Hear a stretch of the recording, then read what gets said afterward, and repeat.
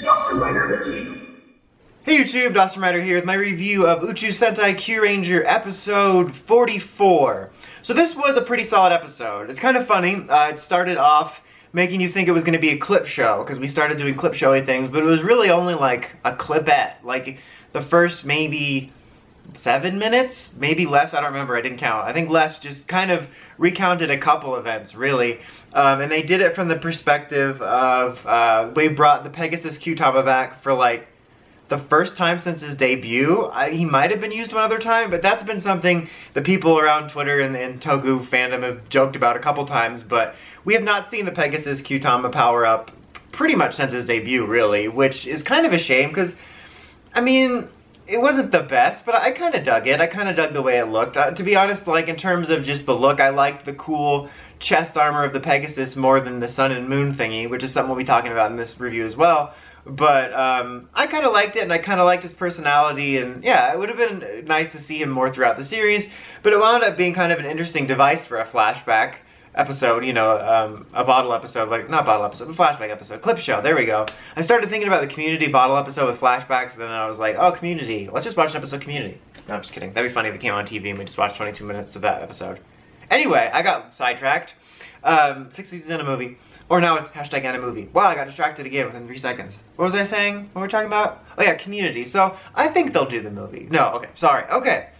This episode. So the clips were basically just catching Pegasus up on Kotaro, Commander, and Sergi being Kyurangers, and hey, we're in the final battle now. We stopped his plan, but stuff's still going down, and Sergi being really shifty about the fact that he knows about, you know, Cuervo, but he wasn't saying anything. But so it was basically that, and then they find out that Don, aka Cuervo, Duervo, I'm gonna call him Khan, because yes, is trying to blow up planets to harness their planetanium, the dark planetanium, which is like more powerful because it's dark, and your transformation to the dark planetanium will be complete. And so he's gonna use that to rebuild his giant bomb. And I think it was Pegasus that was like, wait, he wants to blow up the whole world, it's stupid. And again, I like that they're calling that out. Like, someone pointed out to me that lots of villains have that motivation of just wanting to see things burn, which is very true. Like, I think they brought up the Joker, but the Joker is way more complex than a Toku villain usually. But there is a reason for it in this. Sometimes there's just not a reason, it's just stupid. Like, we're gonna blow up the world because we're evil. What's the plan after that? I don't know, I guess we'll be dead. But, like, in this one, there is a reason which has been used in other things, whether it's a villain or a group of villains. I mean, hell, Runaways, the comic did kind of a version of that, where they were just gonna start over after everything was wiped out. Spoiler alert. But, yeah, so it is explained, but I just like that, like, people are calling it out. Because usually, especially the villains, usually they don't even call it out. Like, the minions are like, oh, we're all gonna die? Cool. At least we'll go out evil. Anyway, he called that out, I thought it was funny. But so basically they're trying to stop this. They sort of show how they've evolved, or talk about how they've evolved as a team, which is physically represented by the field team all taking on power-ups. Kotaro just used his big power-up, which is just normal. Stinger used the unicorn arm. Of course, why do I always forget Yellow's name? Always. Like, I know it, whatever, except when I need to say his name. Whatever. Yellow was using Pegasus because that attached to him at the beginning of the episode, so it just remained on him. And Hammy actually used the sun and moon power-up. She started with the sun for the roll call, but she did use the moon for the rest of the episode after she transferred over.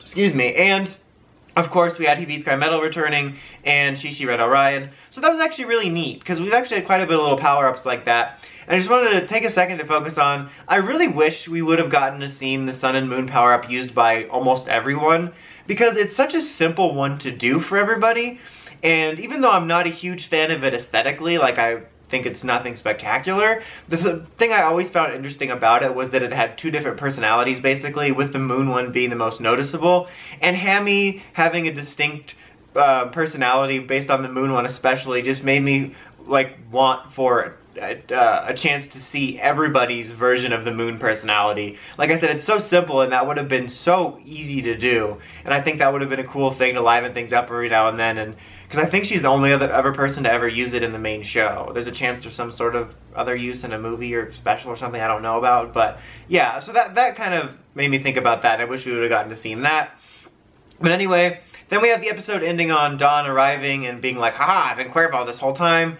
And basically, I like, unless there's something more to it, I like that Sergei's motives were basically just that he was in disbelief. And it wasn't like he all of a sudden was working with him, although there was a picture of something. I don't know, but for now I like that it doesn't seem like there's anything more shady other than disbelief. Like even in the episode, when they're talking about how he first met Cuervo, he got really defensive about their friendship. But basically the explanation we got right now is that when he originally defeated Dawn in the past, he basically jumped his spirit into Cuervo, and it kind of reminded me honestly of Mike and the Magna Defender, where their lives were both at risk and they essentially saved each other by merging. You know, I mean, Magna Defender more so kind of uses his opportunity to get out, but I think Mike would have just face planted and died. So it kind of reminded me of that.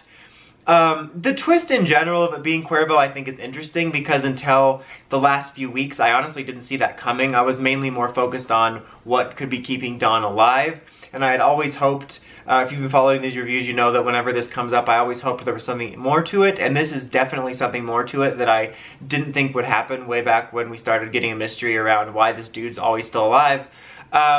But I hope there's more to their bond, meaning that, like, I hope it's a little more complicated than just a simple possession.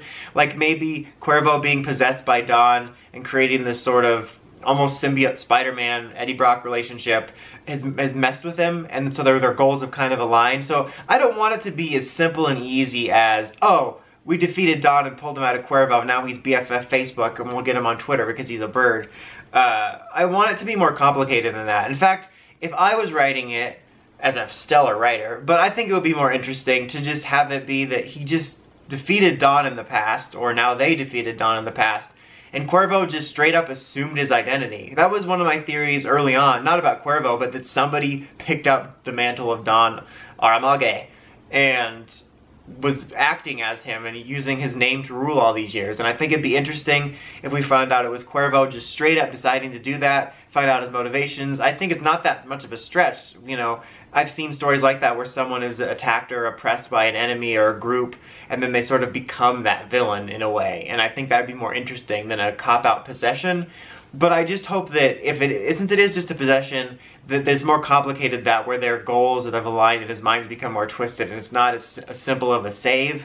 I'm worried it will be like that, but at the same time, Kyuranger did commit to making Stinger's brother evil and killed him off. And I was surprised by that. Honestly, I kept waiting for like the 11th hour to come on, and then Amy was there in a police outfit. No, but waiting for like the 11th hour, like, oh, I've been good all along. So we'll see. But overall, this was a solid episode.